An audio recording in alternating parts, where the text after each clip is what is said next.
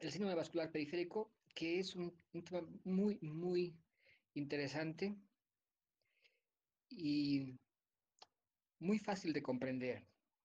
Es solamente utilizar el conocimiento previo, un poco de sentido común y la imaginación, y con solamente eso es suficiente entender lo que ocurre acá. Lo que vamos a ver es las diferencias entre la insuficiencia arterial y la venosa. Vamos a analizar la fisiopatología de la insuficiencia vascular como tal y vamos a ver qué exámenes complementarios se necesitan para confirmar las hipótesis diagnósticas que se generen. Entonces, primero haremos la definición de la insuficiencia arterial. Esta es un conjunto de signos y síntomas producto de la incapacidad del sistema arterial periférico para llevar sangre, un aporte adecuado de sangre para los requerimientos de los tejidos. Aquí la idea es una incapacidad del sistema arterial periférico para llevar. En cambio, la insuficiencia venosa es una incapacidad de conducir un retorno de sangre venosa hacia los grandes vasos y el corazón. Podríamos dividir de acuerdo al vaso afectado en una insuficiencia arterial, como hemos visto, o en una insuficiencia venosa en las definiciones. También podríamos considerar en un cuadro agudo, pero también hay cuadros crónicos. Vamos a poner énfasis ahora a estos cuadros agudos.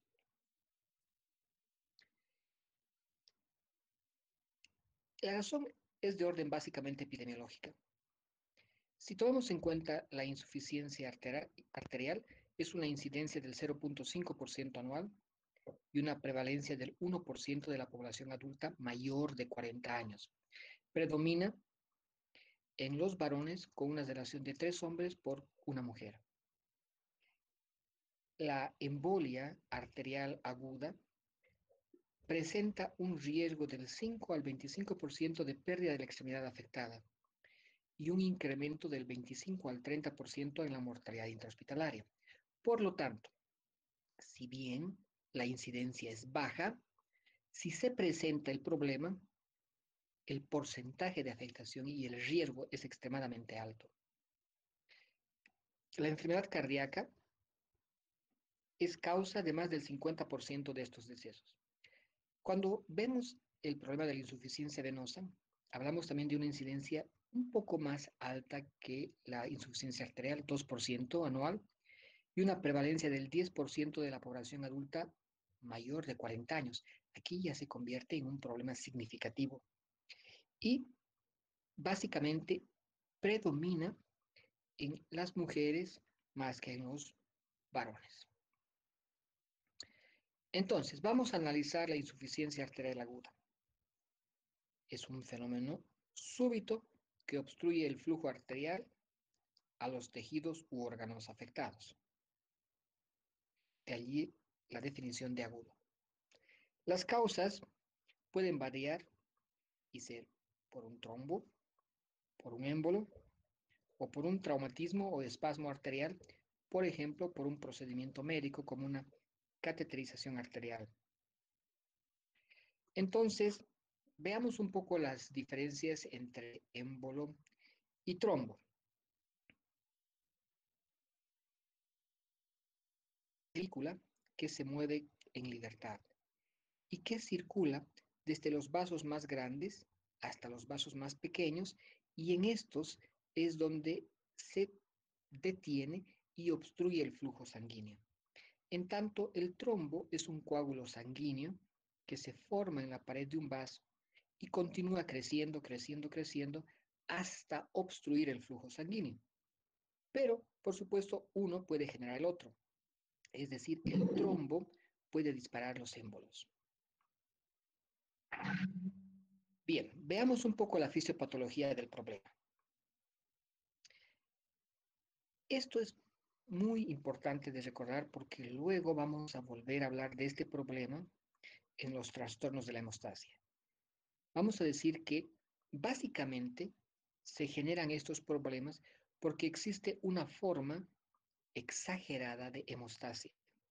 Y esta forma exagerada de hemostasia a la formación de los trombos y de los émbolos.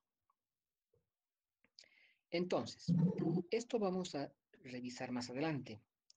Los trastornos de la hemostasia se clasifican en dos grandes grupos, el estado de hipercoagulabilidad y los trastornos hemorragíparos. Vamos a ver ahora todo lo que genere estados de hipercoagulabilidad y básicamente se reduce a dos: aumento de la función plaquetaria o aumento de la actividad de coagulación. Este aumento de la actividad de la coagulación puede ser un trastorno adquirido o puede ser un trastorno congénito. Punto. Así de simple es. Los estados de hipercoagulabilidad solamente se deben a dos causas: algo que aumente o que dispare la función plaquetaria en forma exagerada o algo que dispare la coagulación. Entonces, veamos qué circunstancias generan un aumento de la función plaquetaria. ¿Qué mecanismos aumentan la función plaquetaria? Veamos estos mecanismos. Primero, las alteraciones en el flujo. Si el flujo se va produciendo lentamente, se produce mayor adhesión plaquetaria. El daño endotelial aumenta también la función plaquetaria. El aumento de la sensibilidad de las plaquetas a factores que causen adhesividad y agresión sería el tercer mecanismo.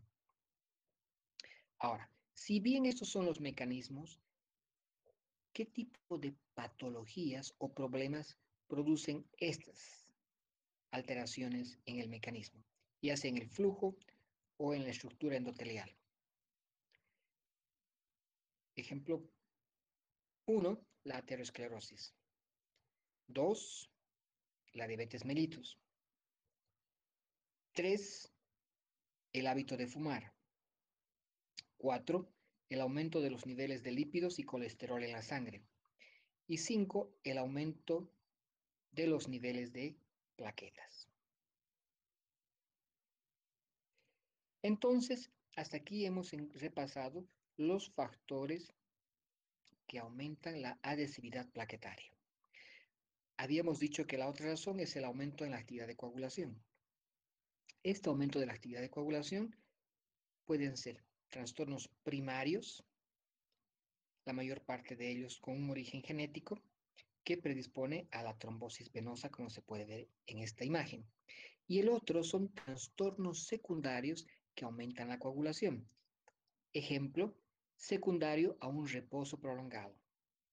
Secundario a un factor que causa acumulación de factores de coagulación activados y de plaquetas, como ejemplos clásicos.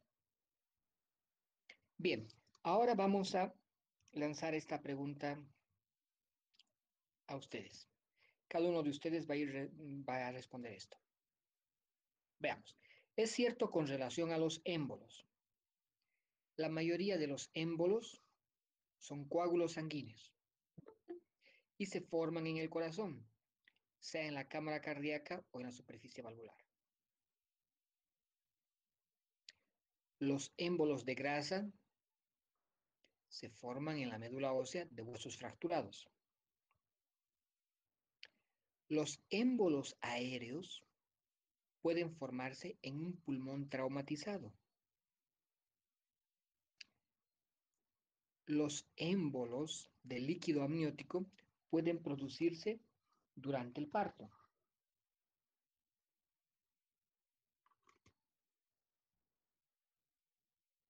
Todos son correctos. ¿Alguno de ustedes me podría decir cuál de los enunciados es el correcto?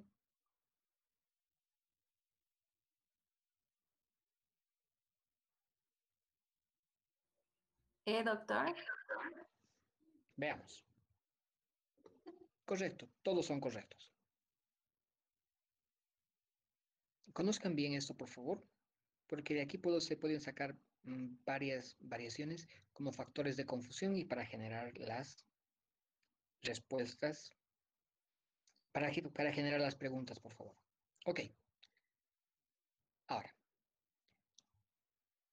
si me dirían, si tuvieras una insuficiencia arterial aguda, ¿cuáles serían las manifestaciones clínicas? Yo no he leído el tema, recién estoy empezando a verlo. Pero como decía nuestro amigo científico Einstein, más importante que el conocimiento es la imaginación. ¿Qué manifestaciones clínicas ustedes se imaginarían en una insuficiencia arterial aguda?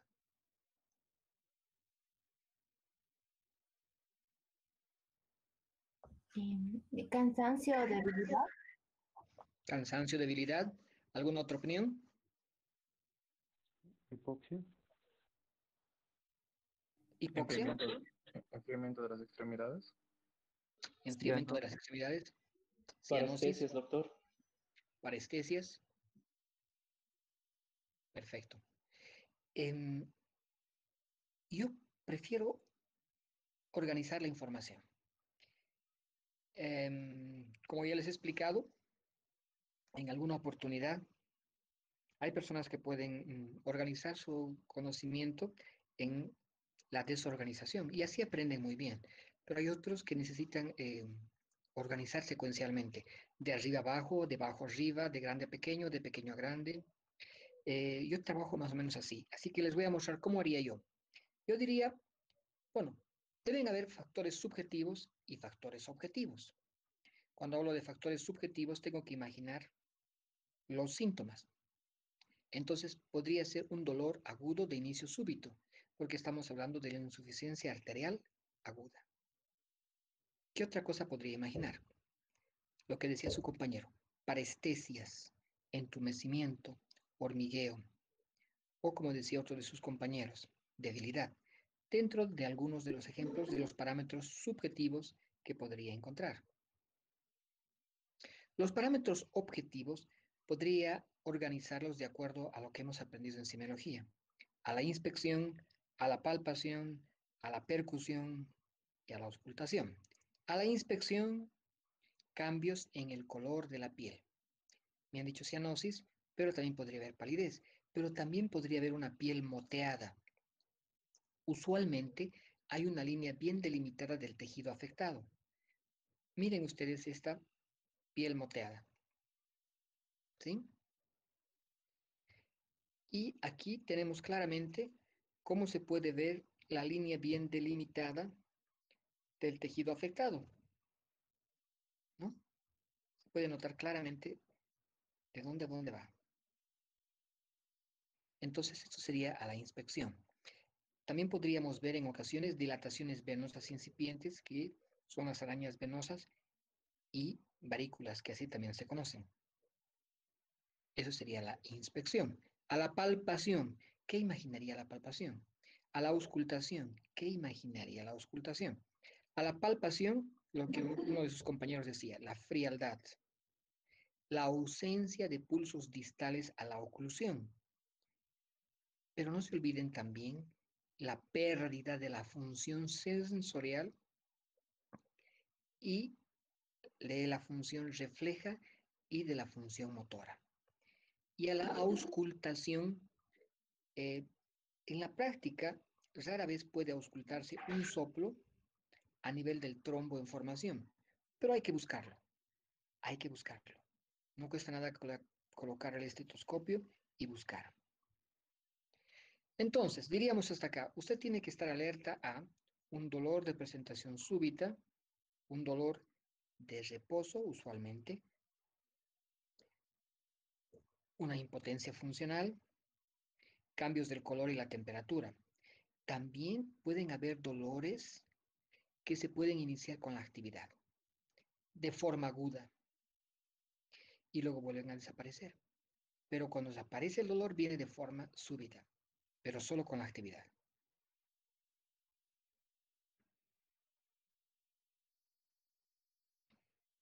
No olvide que un paciente con dolor de reposo, impotencia funcional, frialdad, acrocianosis, en un miembro con ausencia de pulsos, el diagnóstico probable ya está hecho, ¿verdad?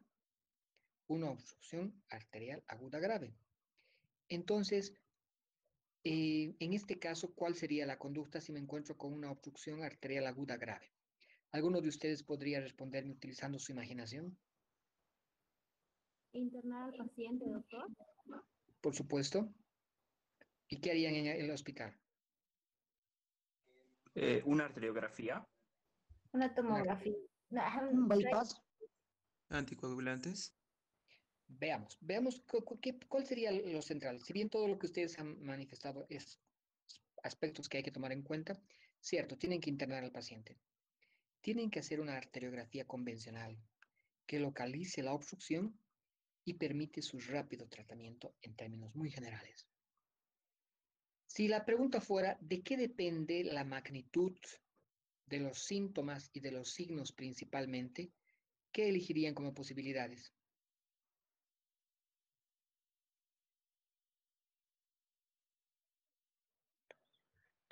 Depende el vaso, la importancia del vaso que sea ocluido, de la arteria. ¿Ok? El sexo del paciente también. La edad del paciente. A ver, vamos a ver las tres cosas Los que había factores. mencionado usted. Los factores, perdón. Factores influyentes o predisponentes. Sí, La seguro. circulación colateral, doctor. Las venas, La las arterias circulación. periféricas. Ujú. Veamos un poco ese aspecto. El Primera tiempo del opción, cuadro. el tiempo del cuadro, cierto. Y la oportunidad del tratamiento también. La oportunidad del tratamiento también. Sin embargo, si seleccionaría las tres cosas que ustedes me han dicho: A, la arteria afectada; B, el sexo del paciente; C, la calidad de la circulación colateral, para ver si tengo o no que hacer un bypass; D, son correctos A y C; E, son correctos A, B y C. Fíjense ustedes que han dicho todo esto en algún momento en su en el momento que les preguntaba. Veamos cuál es la respuesta correcta. La respuesta correcta es A y C. El sexo del paciente no tiene que ver con la magnitud de los síntomas y signos principalmente, pero sí la arteria afectada y la calidad de la circulación. Esto tiene que ver en relación a la incidencia, en relación a los factores epidemiológicos. Bien, entonces en el diagnóstico, aparte de estos que hemos visto acá, que es la arteriografía, también se podría utilizar un ecodoppler, donde se puede ver el color arterial, como vemos aquí.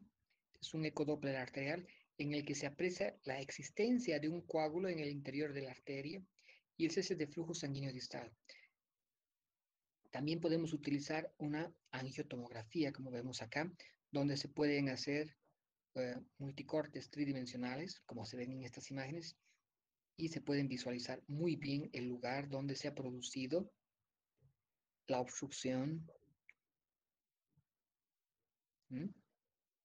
Fíjense ustedes también que la arteriografía radiológica convencional es uno de los que hemos solicitado en el ejemplo anterior, pero también la angioresonancia. Entonces podemos identificar problemas de obstrucción, problemas de dilatación. Es una herramienta espectacular. Miren acá, por ejemplo, cuando utilizan el contraste, se puede ver exactamente dónde se ha obstruido en una angiotomografía computarizada. Bien, ahora vamos a ver la trombosis venosa o tromboflebitis. Veamos qué es esto de la trombosis venosa o tromboflebitis.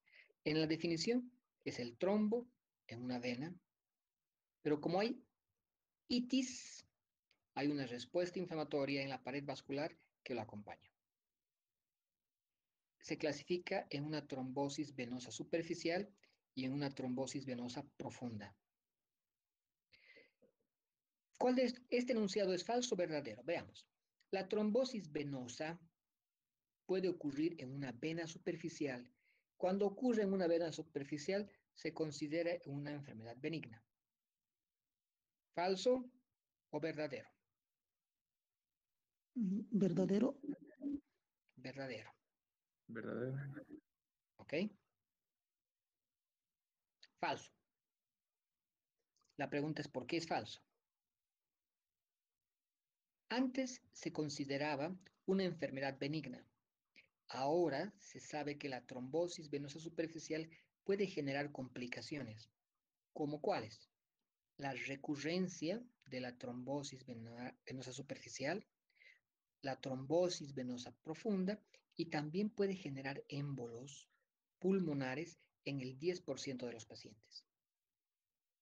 Entonces, es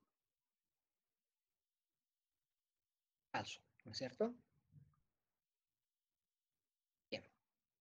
Con relación a la trombosis venosa profunda, los siguientes enunciados son correctos. Veamos. La trombosis venosa profunda se produce más a menudo en las extremidades inferiores. Segundo enunciado. La trombosis venosa profunda es un trastorno grave. Se complica con embolia pulmonar y episodios recurrentes de trombosis venosa pulmonar. La trombosis venosa pulmonar desarrolla una insuficiencia venosa crónica. Son correctos A y C. Son correctos A, B y C. ¿Quién se anima a responder? La B, digo D. la D. La doctor. D. La D es. D de dedo. doctor. B, doctor. Inciso La D. E. Tenemos aquí. Ok. La E, doctor. Tenemos. Ok, vamos a ver ahora. Tenemos varios colegas suyos que han dicho, o futuros colegas que han dicho D, y algunos que han dicho E.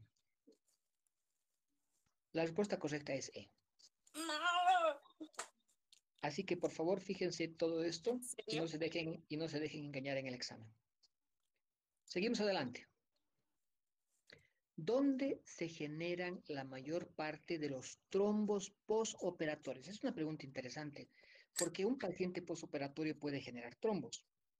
Aquí se genera, en este lugar, es decir, en los senos sóleos o en las venas grandes que drenan los músculos gastrocnemios. Entonces aquí tienen el gastrocnemio y aquí están los sóleos. En estos lugares donde se genera la mayor parte de los trombos postoperatorios. Entonces, esta es la razón por la cual un paciente que está en el postoperatorio normalmente tendría que salir con medias de protección o con vendaje. Esa es la razón de esto. Por eso es que generalmente se ponen estas vendas en las extremidades inferiores, porque es allí donde se genera. Otra cosa que hay que saber. Recuerde que los trombos aislados en la pantorrilla a menudo son asintomáticos, pero no se vuelvan a hacer engañar como en el anterior caso. El hecho de que sea asintomático no significa que no puedan ser graves. ¿Por qué?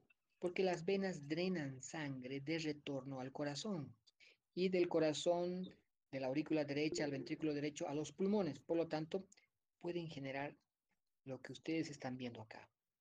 Si no se tratan, pueden extenderse, aún siendo asintomáticos, a venas más grandes y proximales con mayor riesgo de embolia pulmonar hasta del 90%. La fisiopatología de la trombosis venosa también es muy fácil de imaginar, solo de imaginar. Miren, tiene que ver con los siguientes eventos centrales o factores de riesgo. A, éstasis venosa. ¿Será? Reactividad exagerada de la coagulación sanguínea. Traumatismo vascular. Son correctos A y C. Son correctos A, B y C. ¿Qué seleccionarían? E, doctor. E, doctor. Doctor. Vamos a ver. Correcto. E. Ahora fíjense muy bien todos estos para reconocer cuál es el factor de confusión en el momento de generar preguntas. Entonces, la éstasis venosa que genera varias causas, por ejemplo, el reposo en cama. Así que me imagino que cuando nos encontremos después de la cuarentena no estarán más gorditos, ¿no es cierto? Inmovilidad, las lesiones medulares, el infarto de miocardio, la insuficiencia cardíaca congestiva. Todos estos son factores que generan éstasis venosa. Shock, la obstrucción venosa.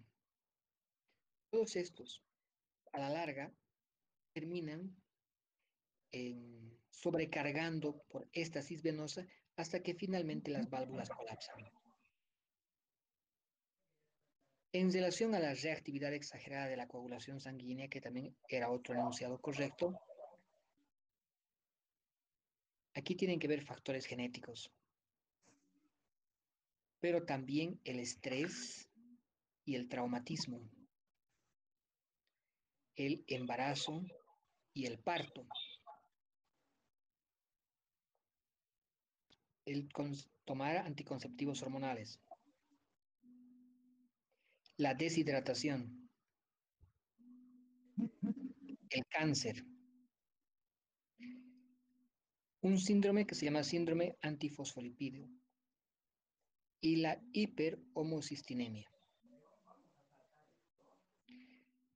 El traumatismo vascular, por supuesto que sí. No solamente este tipo de traumatismo, sino el que nosotros producimos tratando de ayudar a un paciente.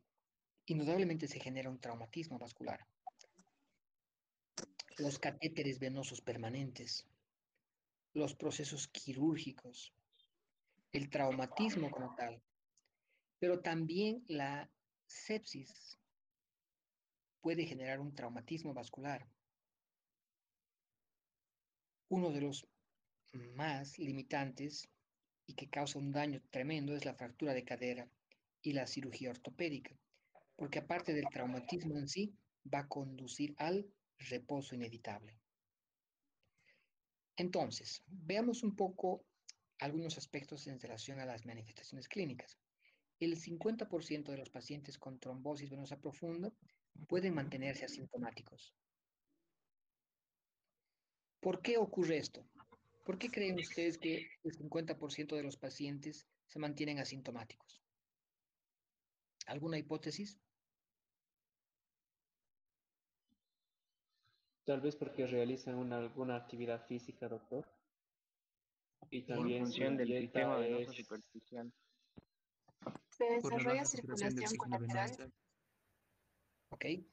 Podría utilizar lo que sé en relación al problema arterial. Podría decir, depende de la circulación colateral. Veamos las respuestas que parecen muy más fuertes como ideas centrales. Uno, que la vena no se ocluye del todo. Es por eso que todavía pasa algo de circulación y es por eso que el 50% puede mantenerse asintomáticos. Y segundo, existe circulación colateral.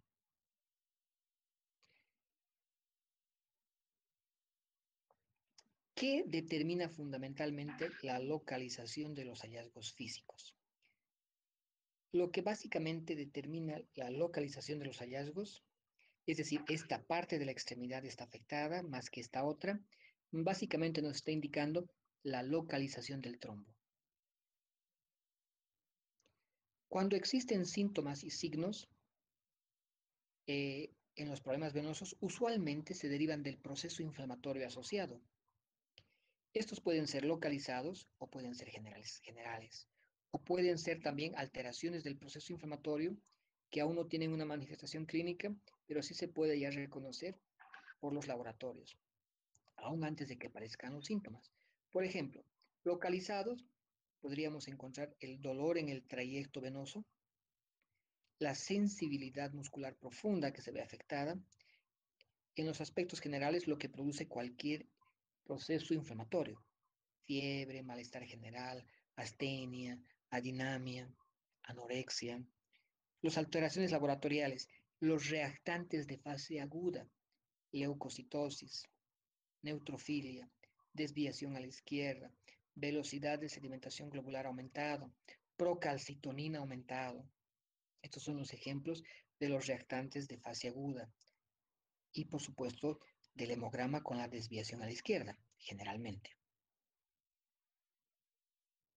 Y cuando hablamos de las venas, ¿cuáles ustedes imaginan que son los sitios más frecuentes en la localización del trombo?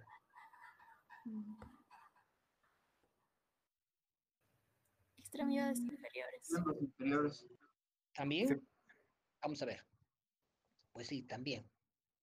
Y también utilizan un lugar muy parecido. Entonces diríamos los senos venosos en el músculo sóleo y en la vena tibial posterior y también en la vena peronea. En estos casos, la inflamación va a afectar al pie y al tobillo y son frecuentes el dolor de la sensibilidad en la pantorrilla. La trombosis de la vena femoral produce dolor y sensibilidad en la parte distal del muslo y en el área poplitea. ¿Cómo se realiza el diagnóstico? Aquí también podría responder de algún modo muy parecido a los problemas de la insuficiencia arterial aguda. ¿No creen ustedes? Pero les voy a preguntar otras cosas. Esto voy a responder yo para avanzar. En lugar de una arteriografía, por consecuencia lógica hubieran dicho una venografía. Si en el otro puedo hacer una ultrasonografía, en este también. Además puedo aumentar otros parámetros. La medición del dímero B en plasma, por ejemplo. Usualmente el que más se utiliza, porque es más fácil de hacer, es la ultrasonografía en tiempo real, modo bidimensional. Es excelente para encontrar los problemas. Entonces, ¿cómo se podría prevenir estos problemas relacionados con las venas? También esto es muy fácil de responder y de encontrar la respuesta solo con la imaginación en un examen. Por supuesto, si el reposo es el aspecto central, aquí será la deambulación temprana. Si estar sentado o en reposo es el punto central, entonces será el ejercicio de las piernas. Por eso se recomienda en los viajes en avión que los pasajeros hagan un poco de actividad física y van a encontrar algo de esta información en los asientos para prevenir estos problemas. Y también se recomienda que en lugar de tomar alcohol, tomen agua para evitar la éstasis, ¿no? Esta forma de sentarse indudablemente es una forma muy elegante, pero mantener esta posición durante mucho tiempo no es lo más aconsejable. Entonces hay que evitar posturas que favorezcan el estancamiento venoso, por más bien que se vean. Estas son las medias que nos ayudan después de salir de cirugía y cuando no las tenemos utilizamos las vendas. Se llaman medias antiembólicas. Hay algunas que tienen un dispositivo de compresión neumática secuencial que sería lo ideal. Es como si estuvieran haciendo masajes continuamente. Esta posición es espectacular, así que cuando vayan a ver sus videos educativos o sus películas favoritas, elevación de las piernas de 15 a 20 grados. Puede ayudar mucho el calor local, los anticoagulantes. Los objetivos del tratamiento para la trombosis venosa son, a ver, veamos, prevenir la formación de trombos adicionales. Ese es el objetivo. Prevenir la extensión y embolización de los trombos existentes. ¿Será esta la respuesta? Minimizar el daño a las válvulas venosas que hemos visto que en algún momento colapsan. No, yo creo que son correctas A y C. No, yo pienso que lo correcto es A, B y C. ¿Qué dirían? Todas son doctor. correctas. Vamos a doctor. ver. Ya, muy bien. Ya conocemos, ahora no dejarnos engañar en las preguntas en el examen. Última pregunta, última parte de la presentación. El caso de Rogelio. Veamos qué se les ocurre como opción. Este es nuestro amigo Rogelio de 70 años. Tiene antecedentes de tabaquismo grave, una cajetilla de cigarrillos al día. Es hipertenso y consulta porque desde hace un año presenta dolor en la pantorrilla derecha al caminar. Este es un dolor en la actividad física. Presenta también frialdad del pie y parestesias nocturnas plantares.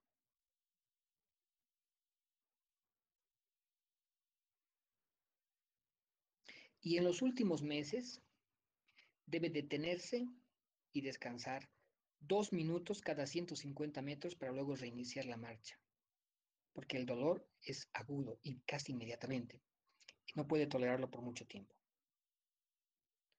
¿Cómo definiría el síntoma de presentación del cuadro clínico? Claudicación intermitente. ¿Alguna otra opinión?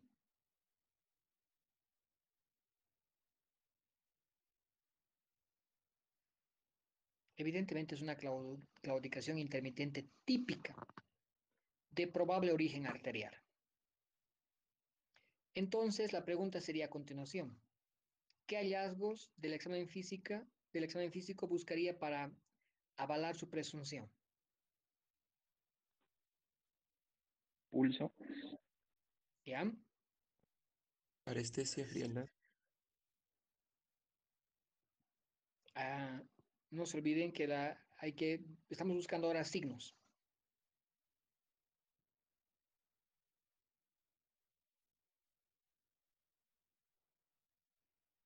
La frialdad cutánea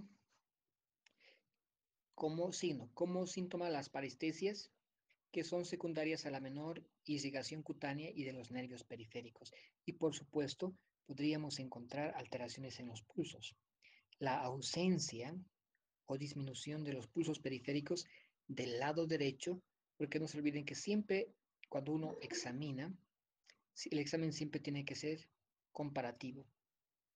En este caso, vamos a encontrar asimetría con el izquierdo, lo cual confirmaría la presunción de una arteriopatía periférica, en este caso crónica y grave.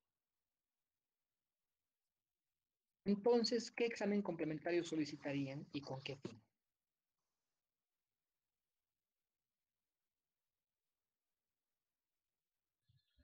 Sería un Doppler arterial, doctor, para ver el sitio el sitio afectado. ¿Ok? Se debe solicitar, evidentemente, un ecodoppler color arterial que hemos visto en la imagen, que confirme el diagnóstico y establezca el pronóstico.